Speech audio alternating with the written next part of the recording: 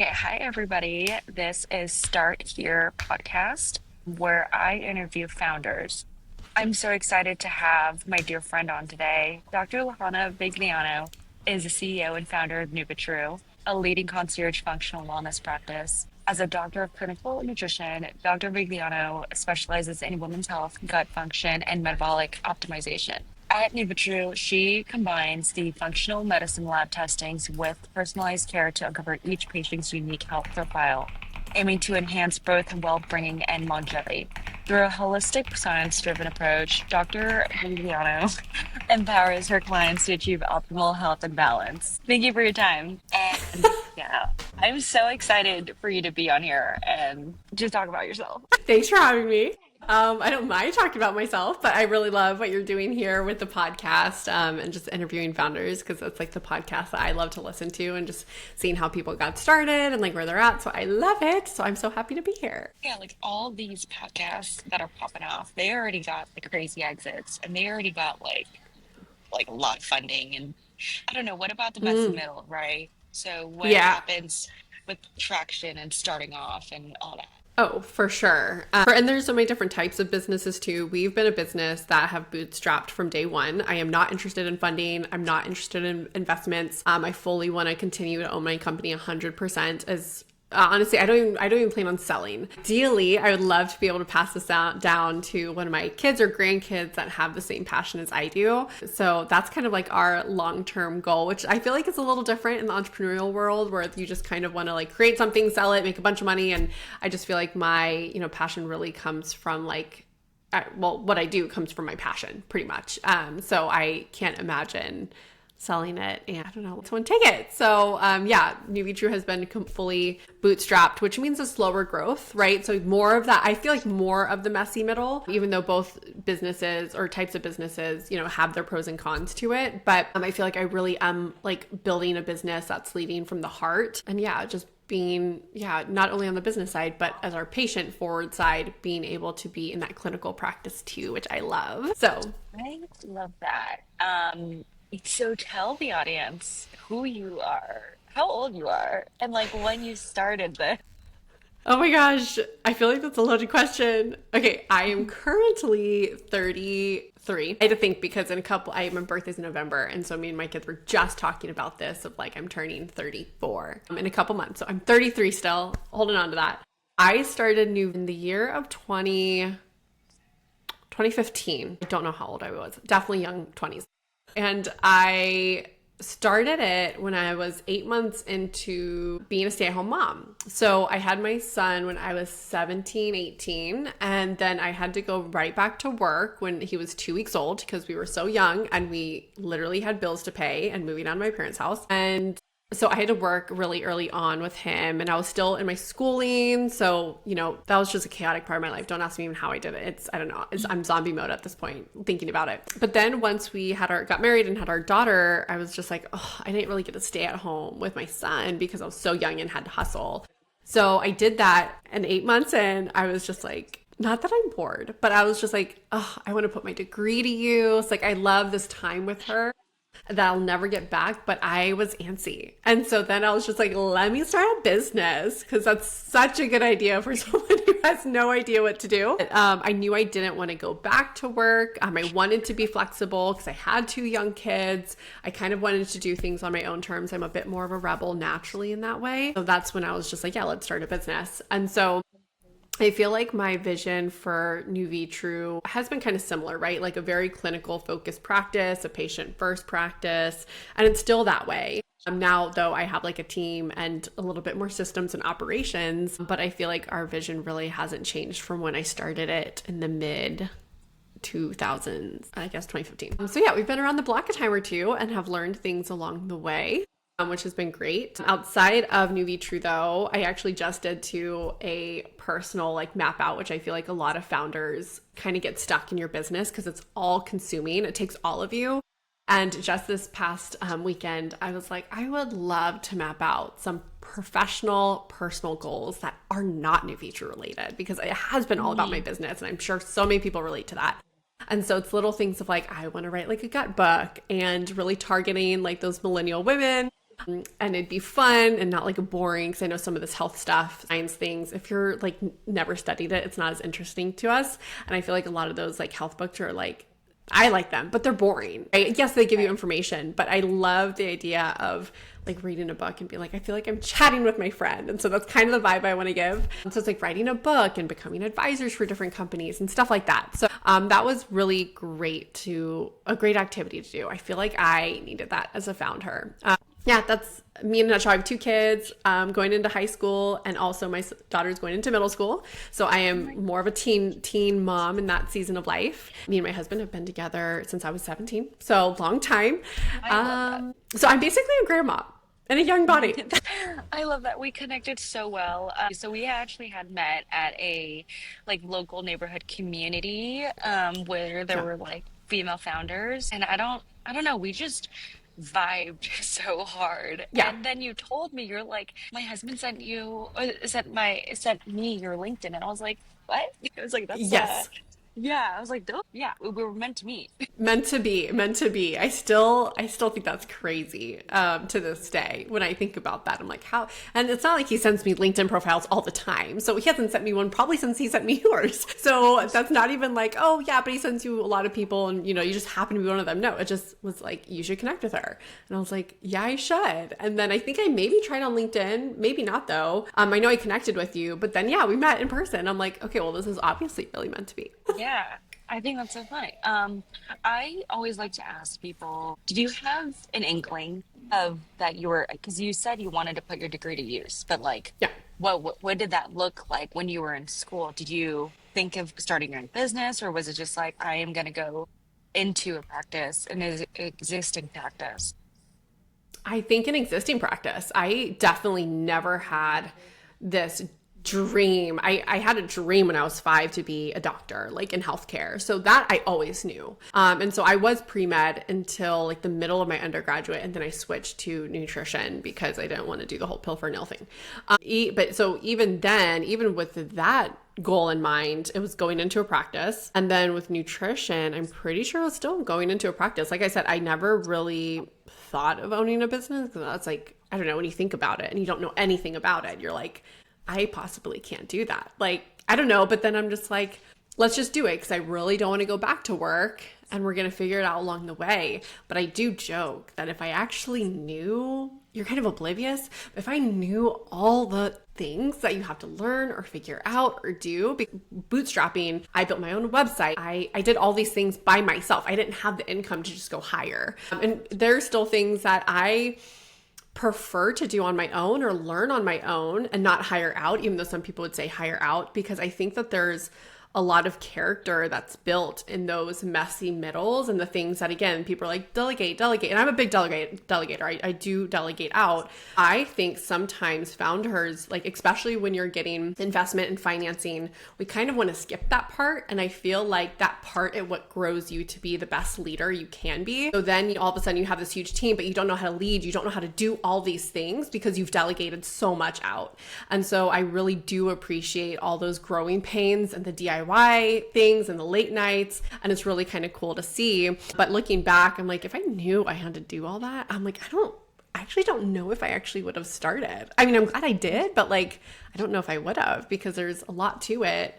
So I just kind of went into entrepreneurship like, it's fine, figure it out. I think that's the mindset you have to have, though, right? Like you will figure it out, but it's maybe that gap that's missing for a lot of people is having that confidence to start. Yeah.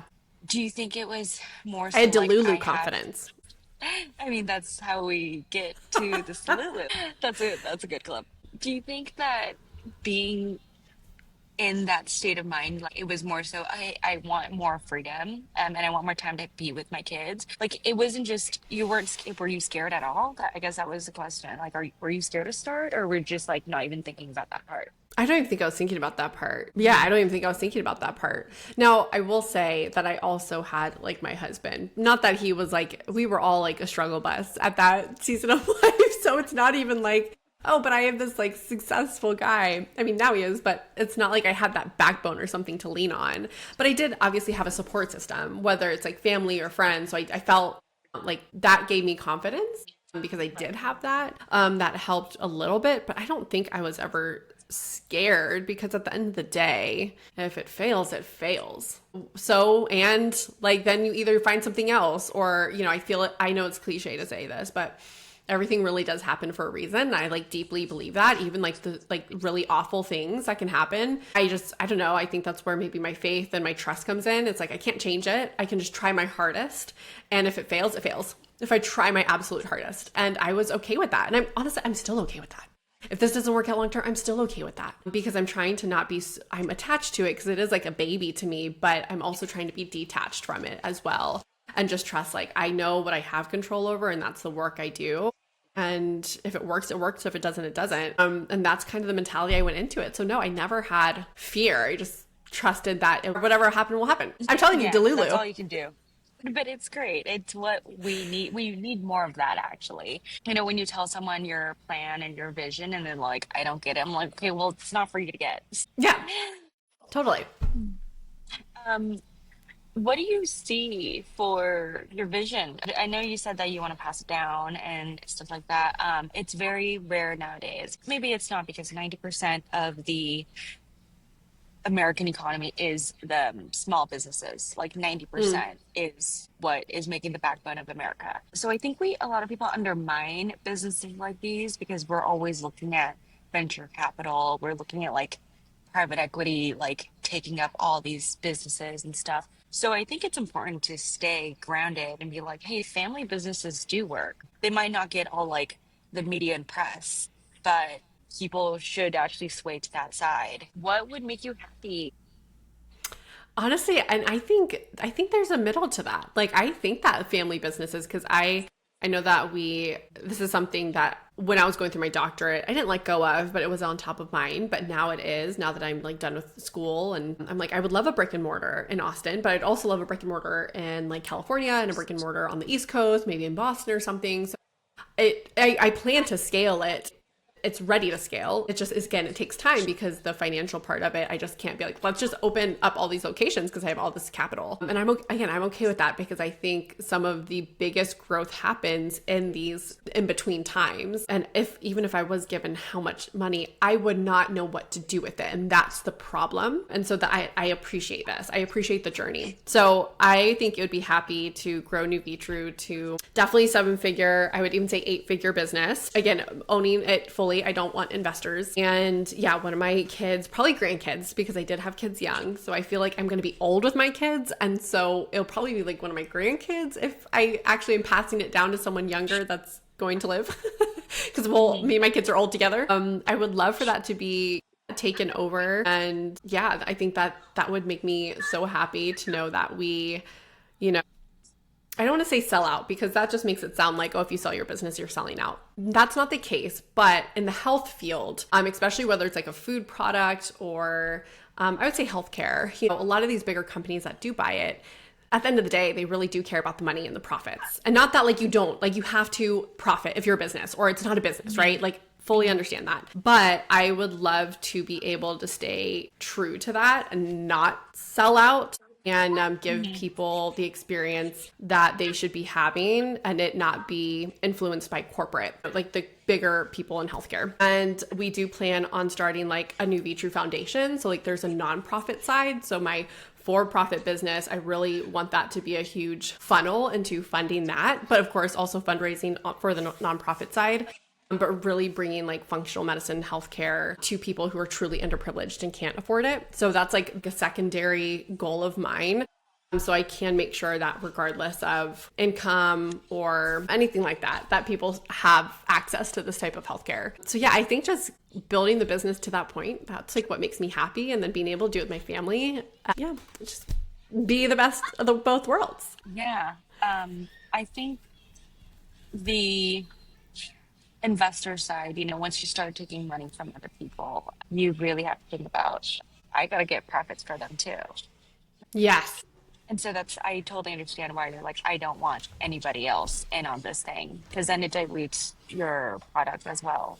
Yeah, I agree. And if you know me, like in person, I'm a little bit more a rebel. And the last thing I like is people telling me what to do.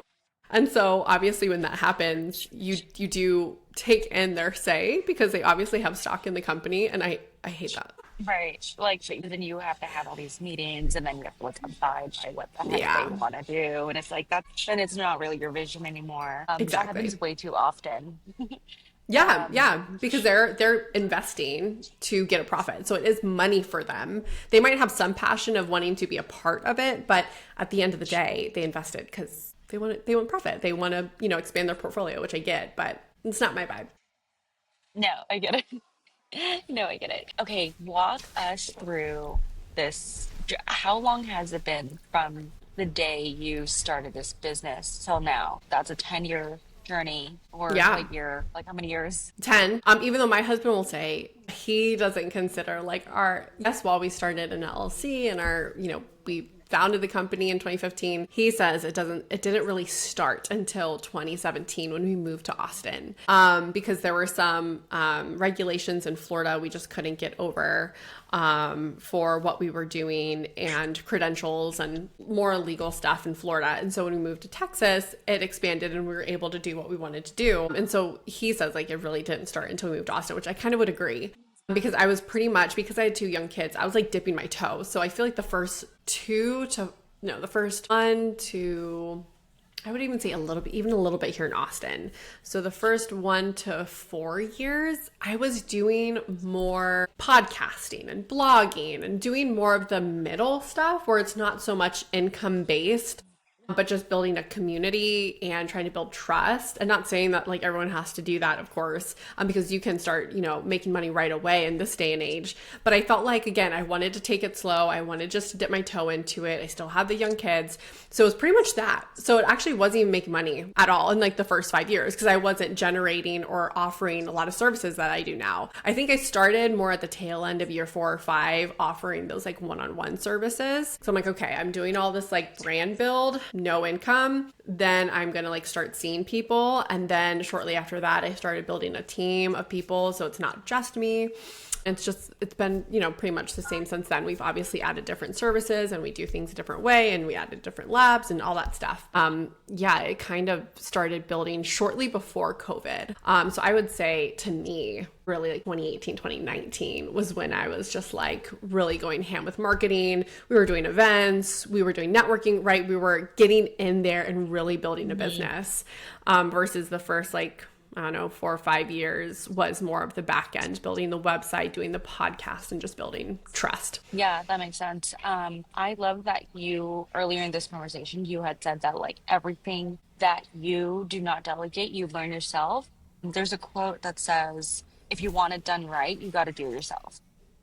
Ooh, Because you just can't, like, as much as we want to delegate and we can pay people, there's going to always be a standard internally of like, but I wanted it this way, and yeah, it's never perfect until you go ahead and do it. So I I guess love for that. the listeners, yeah, for the listeners too, I know you guys said that it didn't really start until you moved to Austin. And those first 2-ish years, what really made you guys pull the trigger to be like, all right, this is full time. This is it. Like we shouldn't wait to twiddle our thumbs. Man, I'm trying to think. I think we were just finally in like a good location where we could do the things that we wanted to do, that we couldn't do in Florida. And that was like really doing those one-on-one services. Man, I am trying to think because it wasn't even like I started paying myself. That is like the worst advice. I know people will tell you, you absolutely deserve to be paid. I fully agree. I didn't start paying myself honestly until like after COVID. So it wasn't even like, oh, we need extra money. So that wasn't the push or motivation. I think I just felt ready. Like my kids were getting older. I think my daughter was in like her like preschool, so she had some mommy and me time. My son was in elementary, so things felt a little bit more routine-ish, and where I had time to like really put towards and thinking, even though don't get me wrong, I was like up late and during nap time and doing all these things. I think all the little things that you don't see as like a consumer, but only founders see, of like exactly the email marketing, yeah, blogging, podcasting, building your website, like all of those little things are often overlooked, unless you're a founder, and then you're like, oh no, I realize how much time and work that it takes to do that. But I think I just felt ready. Yeah, I think I just felt ready. So I don't think there was an external motivation there. I think it was just, let's do it. I've built the trust and community that I wanted, and let's start making this profitable. Yeah, no, I totally agree. I really don't think people should be paying themselves from the beginning. Like, start paying yourself when it makes sense. When Yes. the financials make sense. Yes. And I feel like nowadays too, right when I start business, I feel like it's changed so much. Though that like you can and there's faster ways to do that. I feel like courses were just coming out and being a thing when I started business, right? So that's something that like I initially did too, as like a little segue into like being able to sell something as well, is playing around in that. So yeah, I feel like the business has changed and I feel like you actually can make money sooner. But maybe I also, again, I was like in Delulu and didn't know how to do it exactly in the beginning. So there's that too.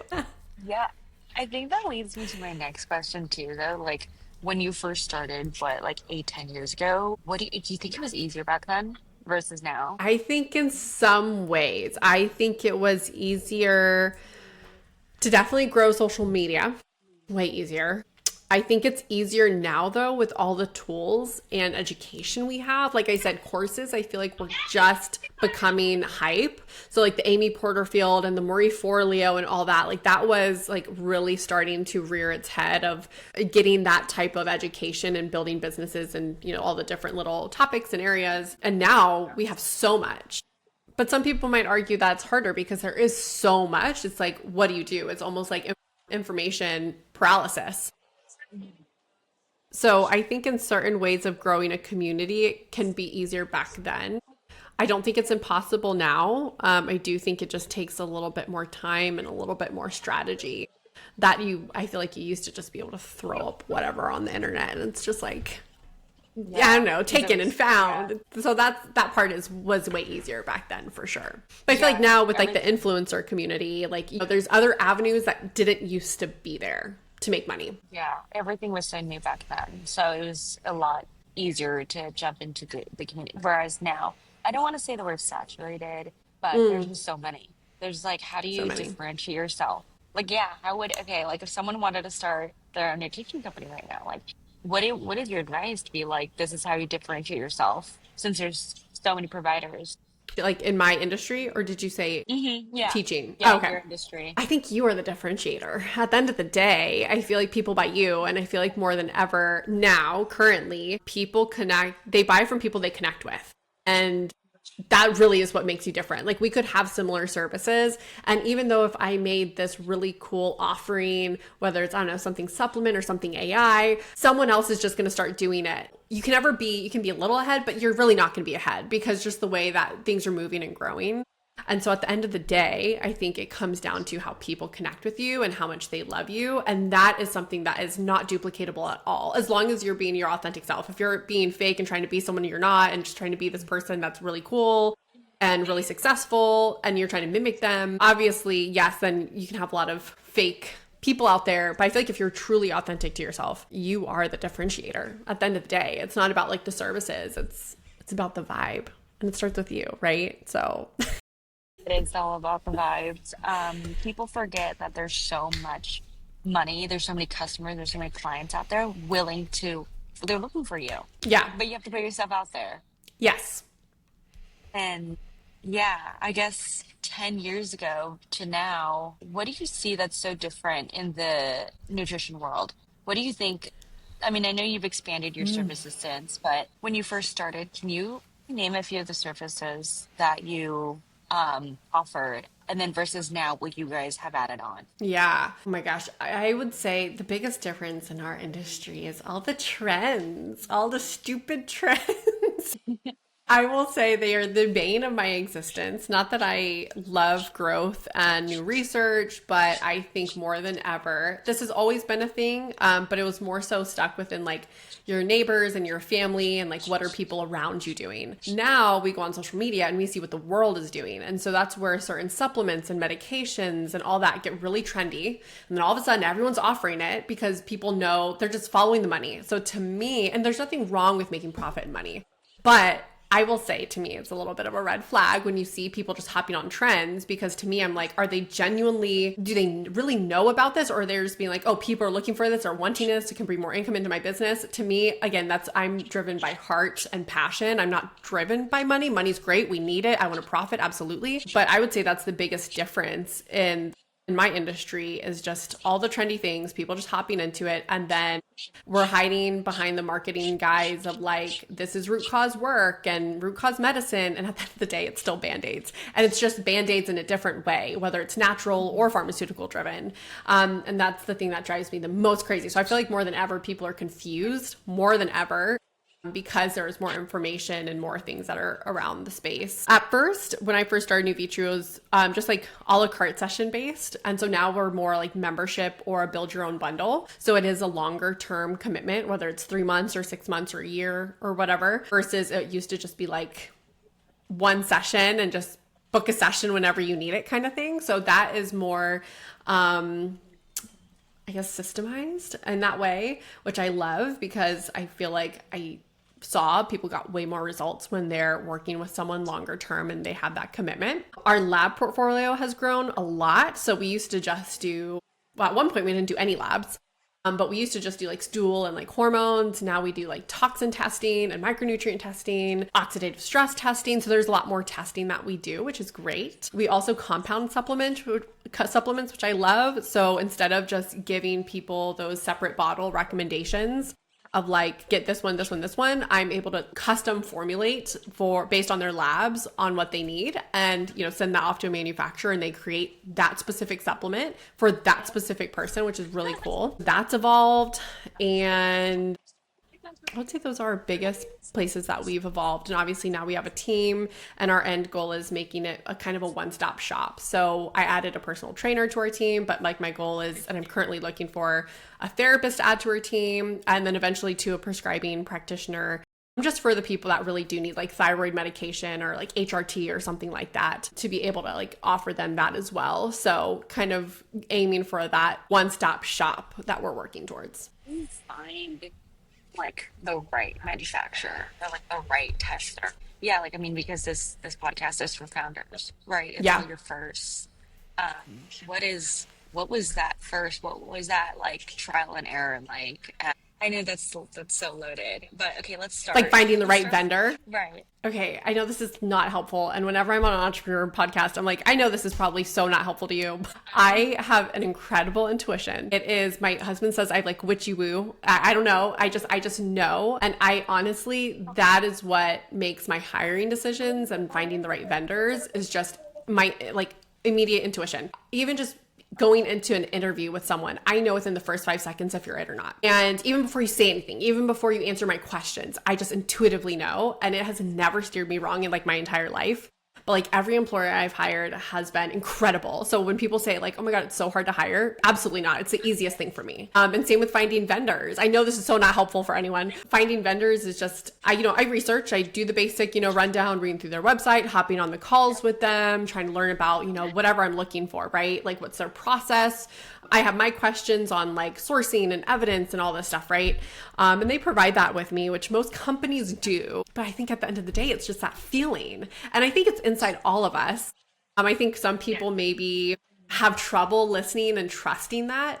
Versus me, I'm just like, oh my gosh, whatever that intuitive feeling is done. Don't have to say any more. I got it. But I know some people it's not that easy. But if any suggestion there would be try to develop that and learn to trust that, because our gut feeling almost, at least for me, has never steered me wrong. So that's honestly how I make those best decisions on like who's the right vendor, who's the right employee, is just that feeling.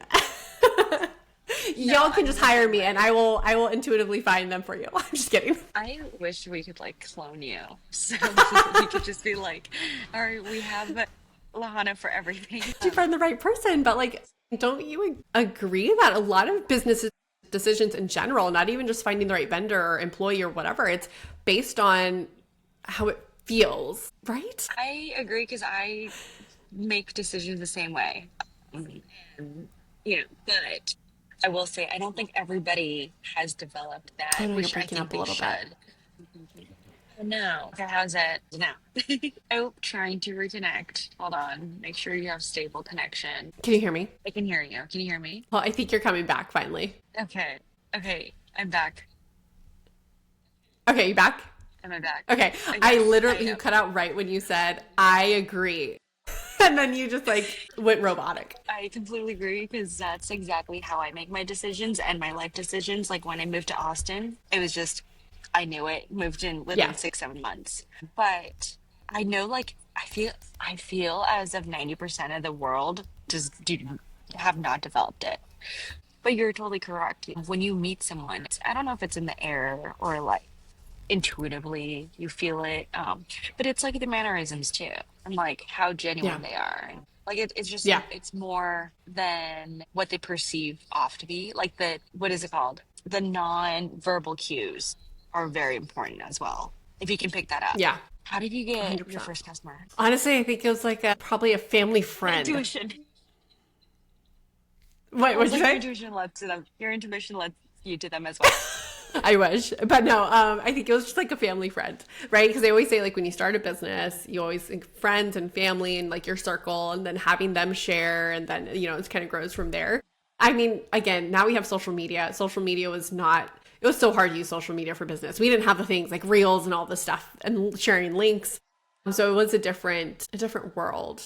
But I would say it's getting in person. The people that you know in your circle, but it's just getting in person. So I remember having to do more talks in person because, Zoom really wasn't too much of a thing back then either. Even though now we do have Zoom and we do have these technology and social media, I think people are always going to exactly feel for who you are in person, whether that's networking events or you're speaking.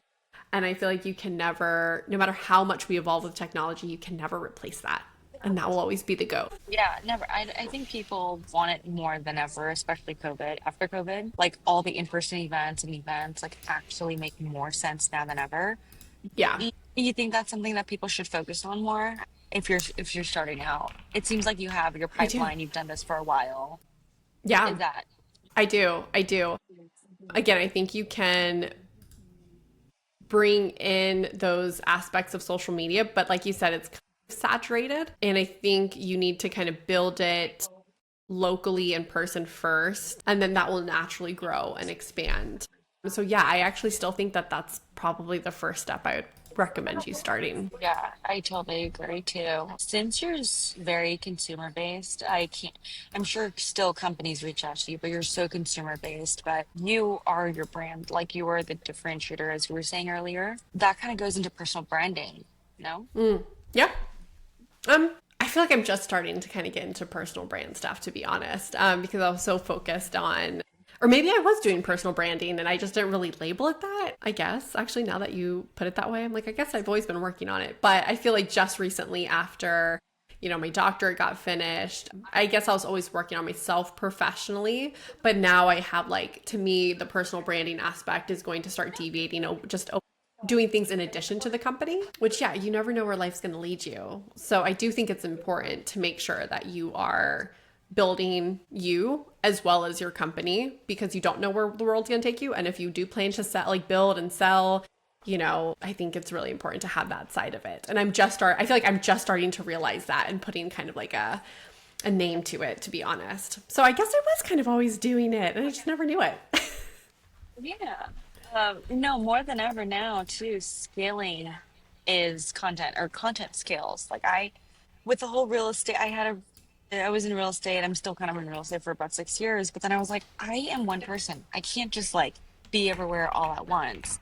The only way that people are going to understand me or what I do or my knowledge is that Yeah. if I upload a video and then it actually, you can get hundreds, if not thousands of Yeah. views in less than a day. It's crazy. Yeah, for sure. I agree. It's Oh, it's crazy where it's going, and as entrepreneurs we always have to be pivoting and like going with the flow. yeah. I think I lost connection really quick too. Okay, let me just end it. And before it cuts me like totally, what is one piece of advice you want to give to new founders or people that are aspiring or they're starting? Maybe they're in the messy middle. Yeah, maybe like one or two pieces of advice. I would say definitely develop your intuition, your listening to yourself, because it will really guide you as you grow. And that is the one thing you can really lean on and rely on. So, whatever that may look like, I don't have all the answers to that, but really putting that as a priority if you do feel like you struggle with trusting yourself and where, you make decisions. And the second thing is developing a mindset, I would say, that I mentioned earlier, that honestly, now that I think about it, it really has been so pivotal of just what's the worst that can happen? Like, just take action, just do it. You try your hardest. And whatever happens after that, most of the time it's a raving success. But sometimes there are some failures along the way, and that's totally fine. That's just meant to be. Take in that data and pivot as you need to. But you really just got to take action.